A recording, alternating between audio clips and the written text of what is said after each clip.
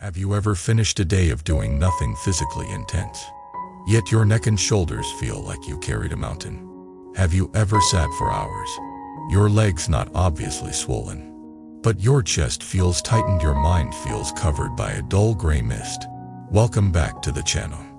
Today we are talking about one of the simplest practices you can do in the middle of a busy life. A practice so small that your mind might dismiss it at first, and yet so direct that your body can feel the change within minutes. The practice is clapping your hands 100 times. Yes, clapping. Not as performance, not as a party trick, not as some mystical shortcut that replaces real health habits. Clapping as a way to wake your circulation, loosen your tension, refresh your awareness, and return to your body when your mind has been living everywhere else. Here are the 2 ideas I want you to carry through this talk. First, modern fatigue is often not caused by heavy labor. It is caused by blocked flow. Flow of breath, flow of blood, flow of attention, flow of emotion. When flow gets stuck, your body becomes quiet but heavy, and your mind becomes busy but unclear. Second, a small act done with awareness can become a doorway to a much bigger transformation. Not because the act is magical, but because the act trains you to come back. Come back to your breath. Come back to your posture. Come back to your own inner steering wheel. And when you can come back, you stop living on automatic pilot. You begin practicing awakening in the middle of ordinary life. Let me bring you into a scene that I know you will recognize. You wake up. Use it to check messages. Use it to commute. Use it to work. Use it to eat. Use it to unwind. Your day becomes a chain of sitting. And the strange part is, the body does not always scream. It whispers. It whispers through the shoulders that will not relax. It whispers through the neck that feels stiff no matter how you stretch it. It whispers through the wrists and fingers that feel tight when you wake up. It whispers through the stomach that feels bloated, even when you did not eat much. It whispers through the chest that feels a little compressed, like your breath does not go all the way down. It whispers through the mind that is not exactly anxious, but never fully quiet, as if it is always chewing on something. And because it whispers, we ignore it. We tell ourselves we are fine. We tell ourselves we are just busy. We tell ourselves this is what adulthood feels like. We tell ourselves we will deal with it later. But later keeps moving. And the most dangerous word for the human body is later. Because the body is always happening now. When people talk about energy, they usually think of motivation or mood. But there is a more practical kind of energy you can feel directly in your hands. Your hands are not just tools. They are sensors. They carry warmth and cold, softness and stiffness, numbness and tingling. They respond to stress faster than your words can. When you are nervous, your palms sweat. When you are angry, your fingers get rigid. When you are afraid, your hands get cold. When you are calm, your hands soften. Your hands are like a mirror. They reflect your circulation. They reflect your nervous system. They reflect your emotional weather. But most of us never look at that mirror, because we are too distracted. We live in the head. We live in the schedule. We live in tomorrow. We live in other people's opinions. We live in the next notification. Meanwhile, the body is trying to speak in a quiet language. So why clapping? Because clapping is a fast way to send a message to the body that you are returning. It is a fast way to wake the hands. And through the hands, wake the rest of the system. It is also a fast way to interrupt the trance of sitting. The trance where your posture collapses. Your breath becomes shallow. Your attention becomes scattered, and your inner world slowly becomes cloudy. Clapping is not the only practice. I walk is wonderful. Stretching is wonderful. Strength training is wonderful. But the reason clapping matters is that it is available in almost any moment. You can do it in a living room. You can do it in an office bathroom. You can do it next to your desk. You can do it in a hallway. You do not need equipment. You do not need a perfect plan. You do not need to become a new person first. You can begin with 1 minute. and 1 minute. Done with sincerity can change the whole mood of a day. Let me tell you a story. I once met someone I will call Jason. Jason was the perfect modern sitter. In the morning, he sat on the train. At lunch, he sat with his phone. In the afternoon, he sat in meetings. In the evening, he sat replying to messages. And at night, after a day of sitting, he sat again to unwind, telling himself he deserved rest. If you asked him whether he was tired, he would say no. Not because he felt good, but because he had adapted to feeling dull. This is what habit does. Habit turns alarm into background noise. You stop noticing how much you are carrying, because you have been carrying it so long that it feels normal. The first signs for Jason were not dramatic illness. It was a strange collection of little things that made him feel older than his age. His appetite became inconsistent. Sometimes he felt hungry. Then 2 bites later he felt bloated. At night, he felt exhausted. But his mind would not stop. He would lie there scrolling, searching for a feeling of release that never came. In the morning, his fingers felt stiff, like he had been gripping something in his sleep. His neck felt tight. His shoulders felt heavy. His head felt like it was wrapped in cotton. He went to checkups. Everything looked normal enough. He got the usual advice. Move more. Sleep earlier. Reduce stress. He agreed.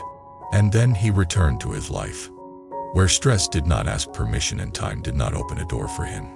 The problem was not that he did not care. The problem was that his life made every healthy habit feel like another job. Then one day he ran into an older co-worker in the break area. The co-worker was not the loud advice type. The co-worker simply noticed Jason rubbing his wrists and said, "Your hands often feel cold lately." Right? Jason looked surprised. He said, "Yes. How did you know?" The co-worker smiled and said, "The hands tell the truth before the mouth does. You do not need more pressure. You need more flow. You need to open the system and return to your breath. Try something simple. Clap your hands 100 times. Not like you are applauding a show. Like you are waking up your own life." Jason laughed, because it sounded almost childish. But he was also desperate enough to try anything that did not feel like a huge lifestyle overhaul. That evening, he stood in his living room. He did not put on special music. He did not prepare a ritual. He just stood. And the first thing he noticed was how tense he was even while standing. His shoulders were slightly raised. His jaw was tight. His breath was shallow. His mind was already thinking about tomorrow. So he did what the co-worker suggested. Before clapping, he took 3 slow breaths. He inhaled without lifting his shoulders. He exhaled and let his chest soften. He did that 3 times. Then he raised his hands in front of his chest. Not too high, not too low, like he was holding a gentle ball of air between his palms. And he began clapping. Not violently, not lazily, just steady. Like a metronome, like a heartbeat. At first it felt silly. His mind wanted to judge. His mind wanted to say, "This cannot be meaningful. This is too simple." But then something happened around the 20th clap. Warmth started spreading across his palms. Around the 40th clap, his shoulders dropped slightly without him forcing them. Around the 60th clap, his breath became deeper. Around the 80th clap, he felt a strange urge to smile, as if some inner knot had loosened. And at 100, he stood still and noticed his mind was clearer. Not perfect, not enlightened, but clearer. He felt more inside his body, less trapped inside his head. He told me later, the most shocking part was not the warmth. It was the realization that comfort did not require more effort. Comfort required more presence. He realized something that many of us forget. The body is not asking for heroism. The body is asking for attention. Now, I want to pause and explain what is happening here in a grounded way. When you sit for long periods, several things tend to happen at the same time. Your posture compresses the chest and belly. Your breathing becomes shallow. Your neck and shoulders overwork to hold the head in a forward position.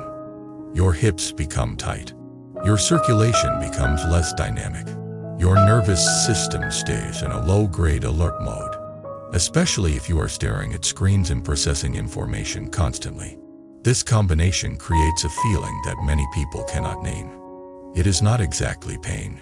It is not exactly anxiety. It is a heaviness, a stuckness, a fog.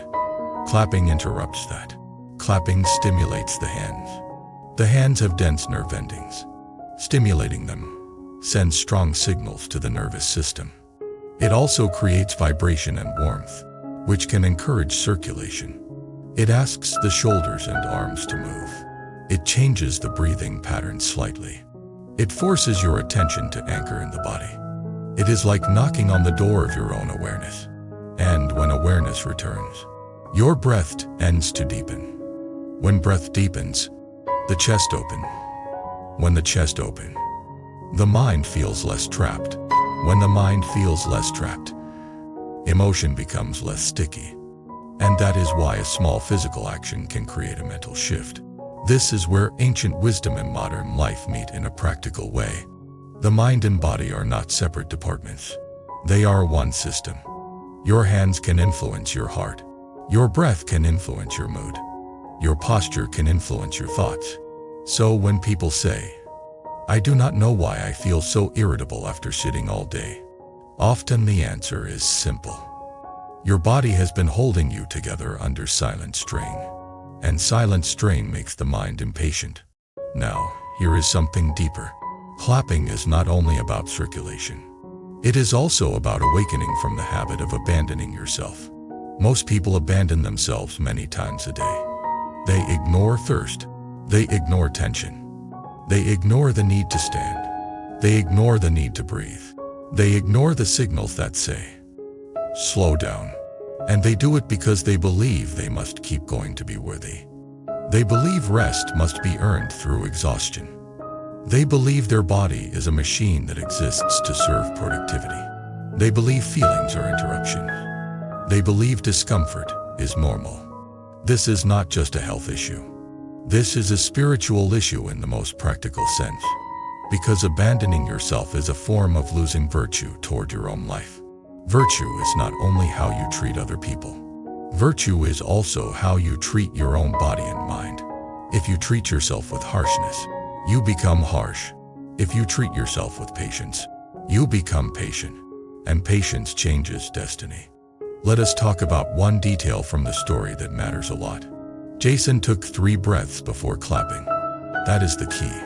If you clap with a mind that is rushing, you might get warmth, but you miss the deeper practice. The deeper practice is returning. Returning means you step out of automatic pilot. You stop doing. You start being. You feel where you are. You notice your shoulders. You notice your breath. You notice the tightness in your chest.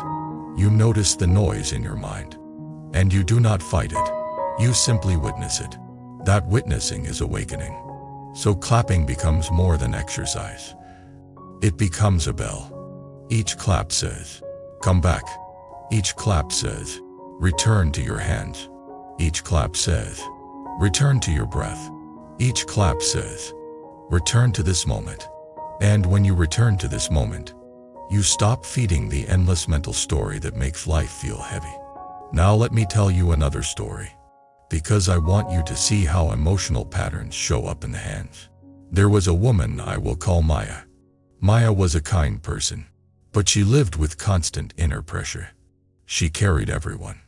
She worried about her parents. She worried about work. She worried about relationships. She worried about being behind. She worried about the future. She did not describe herself as anxious. She described herself as responsible. But her body described her differently. Her hands were often cold. Her fingers were stiff. When she typed, her wrists felt tight. When she held her phone, she gripped it like she was holding a lifeline. Her shoulders were always slightly raised. She would sit for hours without noticing she had not taken a full breath. One evening she tried clapping, and something unexpected happened. After about 50 claps, She felt tears rise. Not because clapping is emotional, but because her body finally had a moment to speak. She realized she had been holding herself in a constant brace. And in that moment, she understood something compassionate. She was not weak. She was tired. She was not broken. She was overloaded. So she did what many people never do. She brought compassion into a physical practice. She kept clapping, but she softened her face. She breathed gently. And inside, she spoke to herself in a way she had never spoken before. She said, "I am here." She said, "I am listening." She said, "I do not have to punish myself to be good." She said, "I can be responsible and still be gentle." This is where clapping becomes a doorway to real healing. Because the real injury of modern life is not only sitting. It is the way we treat ourselves while we sit. We sit and we abandon. We sit and we numb. We sit and we push. We sit and we forget we are alive. So a minute of clapping, done with compassion, can undo a whole day of self-neglect. Now, let us make this very practical. If you want to try this, here is the simplest way, explained as a smooth routine rather than a list. You stand up. If standing is difficult, you can sit upright, but standing is better if you can. You let your shoulders drop naturally. You keep your chest relaxed. You take 3 slow breaths. You bring your hands in front of your chest. You clap 100 times at a steady pace. You do not need to clap extremely hard. You aim for firm enough to create warmth, not so hard that you create pain. While you clap, you keep your attention on the sensation in your palms. The sound can be part of it, but the sensation is the anchor.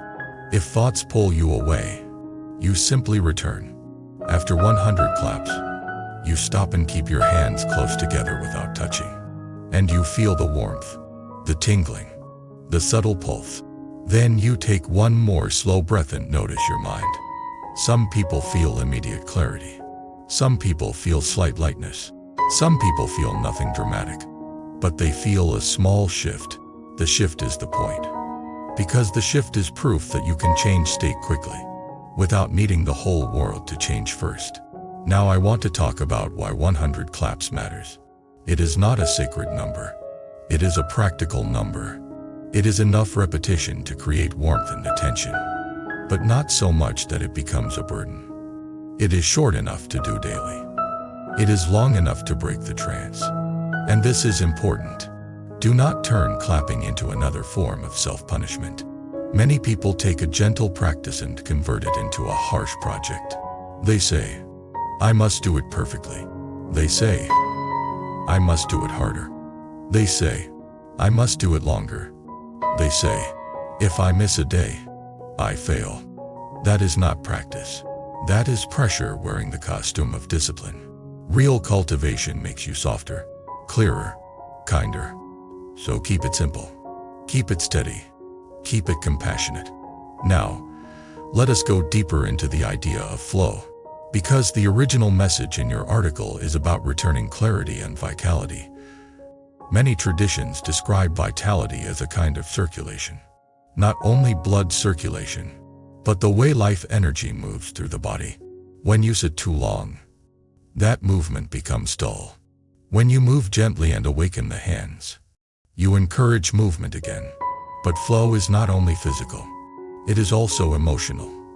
When you feel chest tightness after sitting all day, sometimes it is not only posture. Sometimes it is unexpressed emotion. It can be swallowed frustration. It can be unspoken sadness. It can be pressure you never admitted. It can be the feeling of being trapped in responsibilities. These emotions do not disappear when you ignore them. They lodge in the body like a quiet weight. Clapping does not solve your life problems, but it can loosen the body enough that emotion can move again. And when emotion moves, you feel lighter. This is why people sometimes feel a wave of relief after a physical practice. The relief is not only muscular, it is emotional flow returning. Now I want to connect this to karma and destiny, because your original article hints at something profound. A small practice can change the direction of your life. Because it changes the way you respond to stress. Let us look at the chain. You sit all day. Your body becomes heavy. Your mind becomes foggy. You become more irritable. You speak sharply to someone you love. The relationship becomes tense. Tension creates more stress. Stress creates more mental fog. You cope by scrolling more. Use it more. The cycle continues. This is cause and effect. Now introduce 1 minute of awakening. Use it all day. You notice heaviness. You stand. You clap 100 times. Your hands warm. Your breath deepen. Your mind clears slightly. You feel less irritable. You speak more gently. The relationship stays softer. Softness reduces stress. Reduced stress reduces fog. You make a better choice. You sleep a bit better. Tomorrow is slightly easier. The cycle changes. That is also cause and effect. This is karma in a grounded sense. You plant different causes. You get different effects. So do not underestimate small causes. A small cause done daily becomes a large effect over time. Now let us talk about the hidden enemy of modern health. It is not only sitting. It is continuous sitting without breaks. The body can handle sitting. The body struggles with sitting for long unbroken periods, day after day, year after year. So the most practical wisdom is not necessarily to become a fitness hero. It is to create intervals, small intervals of returning. Think of it like rinsing a cup. If you wait until the cup is crusted, it takes effort. If you rinse often, it stays clean. Intervals are spiritual as well as physical. Each interval is a moment when you step out of automatic pilot. Each interval is a moment when you stop living as if life is only productivity. Each interval is a moment when you remember, I am alive, right now. So clapping can be one interval. Standing and stretching can be another. A short walk can be another. A few breaths can be another. The point is not to add more tasks. The point is to stop abandoning the body. Now I want to tell you a longer story that ties together the physical and spiritual sides of this. Imagine someone named Noah. Noah is not lazy. Noah is not unhealthy on purpose. Noah is simply modern. He lives in screens. He lives in deadlines. He lives in messages. He lives in mental speed. He sits. He holds tension. He keeps going. At first, Noah thinks he is fine. He is young enough to ignore signals. He can push through. Then slowly, a new normal appears. He wakes up tired. He drinks coffee to feel human. He sits at work and his shoulders creep up. He scrolls at night to relax, but it does not relax him. He becomes impatient with small things. He feels guilty for being impatient. He tries to be better. He pushes harder. He sits more. His body does not scream. It whispers. One day, Noah snaps at someone he loves over something small. The other person goes quiet. That quiet hurts more than an argument. Noah feels a sudden emptiness. He thinks, what is happening to me? I do not want to become this kind of person. That night, he tries clapping. Not because he believes in miracles, but because he wants to interrupt the pattern. He stands. He claps 100 times. He feels warmth. He feels a small clearing in the head. He feels something like space inside the chest. And in that space, he notices how tight his life has become.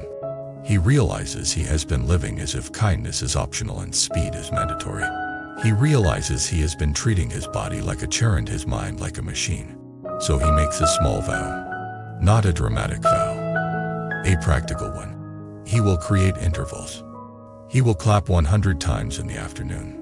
He will stand and breathe before replying to difficult messages. He will soften his shoulders whenever he notices them rising. He will stop blaming himself for being human, and instead practice returning. Days pass. Noah is not perfect. He forgets. He gets pulled into stress again. But he returns. Each return is a seed. After a few weeks, he notices he is less reactive. After a few months, he notices his posture is better. He sleeps a bit deeper. He argues less. He feels more patient. He starts making better decisions. Nothing magical happened. His world did not become easy, but his inner world became less clogged.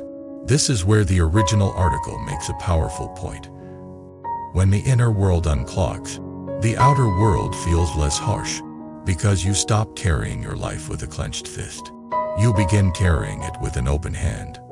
And open hands are not only about warmth, they are about the way you live. Many people live with clenched hands inside.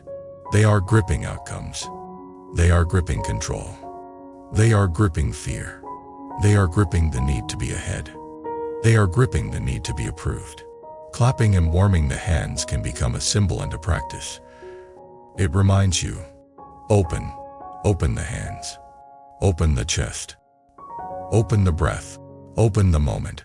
When you open, you suffer less. When you suffer less, you treat people better. When you treat people better, your relationships improve. When relationships improve, life feels more blessed. This is how a small practice touches destiny. Now, I want to talk about clarity, because your article mentions bringing back brightness to the mind. Many people have normal brain function, but feel mentally foggy because of lifestyle patterns. Long sitting, shallow breathing, constant information intake, low movement, emotional suppression. The mind becomes like a window covered in dust. Clapping is like wiping a small circle on that window. You will not clean the whole window with one wipe, but once you see a clear spot, you remember what clarity feels like, and that memory motivates you to keep practicing. So do not judge the practice by whether you become a different person immediately. Judge it by whether you return to yourself for 1 minute. That 1 minute matters, because 1 minute of awakening in a day of trance is the beginning of freedom. Now, some of you might be thinking, why does my body not warn me more loudly if sitting is harming me? Because the body is compassionate in a strange way. It tries to protect you from panic. It adapts. It compensates. It spreads the load. It carries you. But adaptation is not always health. Adaptation is sometimes silent string. Aid or hinge can squeak for months before it breaks. The squeak is not failure. The squeak is the warning. Your stiff neck is a squeak. Your tight chest is a squeak. Your cold hands are a squeak. Your afternoon crash is a squeak. Your foggy head is a squeak. So do not wait for the hinge to break. Respond to the squeak with kindness. Now, I want to bring in the idea of compassion again, because your original article says something deeply important. Many people are harsh toward themselves. They treat their body like an enemy that must be forced into discipline. They treat discomfort like weakness. They treat fatigue like failure. That harshness creates more tension. More tension creates more blockage. More blockage creates more fatigue. The cycle continues. So what if you approached your body the way you would approach someone you love? If a child looked tired, you would not shame them for being tired. You would help them rest. If a friend looked stressed, you would not call them lazy. You would offer support. So why do you call yourself lazy when your body is asking for a break? Why do you punish yourself when your system is overloaded? This is where true cultivation begins. Not with force, but with compassion. Compassion does not mean you never challenge yourself. It means your challenge is guided by care, not by hatred. So when you clap, do it like you are gently waking someone you love, not like you are trying to beat yourself into health. Now, I want to share a moment that might resonate with you, because it is the kind of moment many people have privately. Someone told me once, I did the clapping and suddenly, I realized I have been living like I am running away from the present. That sentence is profound, because sitting is not only physical, it is also mental. We sit, but our mind is racing into the future. We sit, but our heart is replaying the past. We sit, but our attention is scattered across 1,000 concerns. So the body becomes a chair holding a mind that is never home. Clapping becomes a way to come home. Home is not a place. Home is presence. When you come home, you stop making your loved ones pay for your stress. You stop throwing pressure into the room. You stop speaking with sharpness. You stop living like every moment is a threat. And this is where cause and effect becomes moral in the best way. When you return to yourself, you create fewer harmful ripples. That is ethical living. That is spiritual practice. Not in a temple only, but in the kitchen, at the desk, in the hallway, in the middle of an ordinary day. Now I want to address a concern some people have. They say, is clapping safe? Will it hurt my hands? Like any practice, you do it with moderation. You do not clap so hard that you bruise. You do not clap until the skin is raw. You aim for warmth, not pain. If your hands are sensitive, you clap more gently. If your wrists have issues, you keep your elbows relaxed and your movement smooth. The goal is not to prove toughness. The goal is to restore flow and awareness. And remember, the deeper practice is not the physical act itself. The deeper practice is the pause, the breath, the return. Now, let me guide you through a version of clapping that includes the inner dimension, the part that changes your day. You stand and take 3 breaths. With the first breath, you notice tension without judging it. With the second breath, you soften what you can soften. With the third breath, you set a simple intention, not a grand wish, just a direction. Something like, may I return to clarity. May I treat myself with kindness. May I act with patience today. Then you clap 100 times. As you clap, you keep your attention on the warmth building. If thoughts come, you return to sensation. If emotion arises, you let it be there without forcing it away. After 100 claps, you place your palms near each other and feel the heat. Then you ask one quiet question. What does my body need next? Maybe it needs a sip of water. Maybe it needs a stretch. Maybe it needs a walk to the window. Maybe it needs you to drop your shoulders. Maybe it needs you to stop scrolling and rest. This is how clapping becomes part of a larger pattern of wisdom. It makes you listen. Listening is the beginning of healing.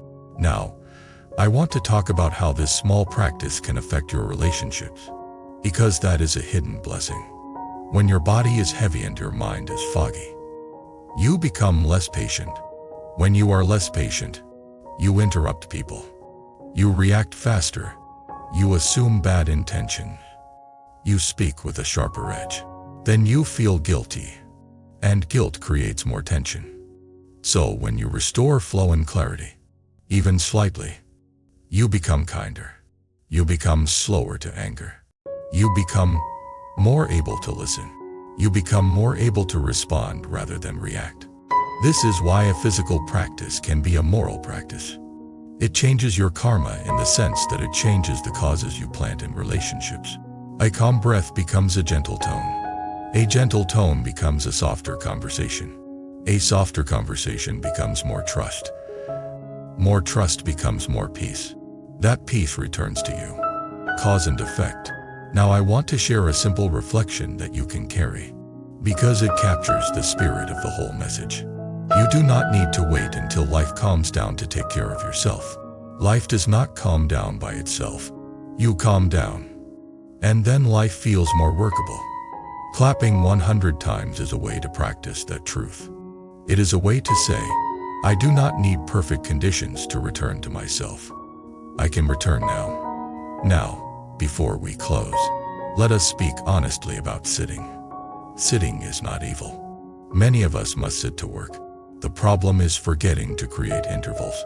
The problem is living as if the body is not part of the plan. So consider this a gentle invitation, not a command. Add intervals, not huge lifestyle changes that create stress. Small intervals that create space. Each interval is a small awakening. Each awakening is a small blessing. And blessings accumulate. Now I want to end with a closing that brings the whole story into one feeling. If you have been living with that dull fog, that quiet heaviness, that stiff neck, that tight chest, that low-grade irritation that makes you wonder what is wrong with you, I want you to try something tonight. Not tomorrow. Not when you are less busy. Stand up. Take 3 slow breaths. Clap your hands 100 times. Feel the warmth. Feel the breath. Feel the moment. You may not become a different person in 1 minute, but you will become yourself again for 1 minute. And that 1 minute is not small. That 1 minute is you choosing awakening over automatic pilot. That 1 minute is you choosing kindness over self-neglect. That 1 minute is you choosing to plant a new pause. And over time, new causes create a new life. Now I want to hear from you in the comments. What is the most obvious sign that sitting is affecting you? Is it shoulders, lower back, hips, sleep, mood, or mental fog? And if you try the 100 claps, tell me what you notice. Even a small shift matters, because small shifts are how big changes begin. If this talk helped you, subscribe to the channel, like the video, and share it with someone who has been sitting too long and quietly paying the price. And if you want to support the channel more deeply, consider joining the membership so we can keep making long-form content that brings practical wisdom, compassion, and steady cultivation into everyday life. Every person carries a certain energy. Your focus, your dreams, your purpose. Bracelet is a physical reminder of that energy. Symbol you wear daily. That pushes you to stay grounded, balanced, and aligned. If one of the bracelets caught your eye, you can order it through the link in the description. And check more powerful styles on our homepage store. Choose the one that strengthens your journey.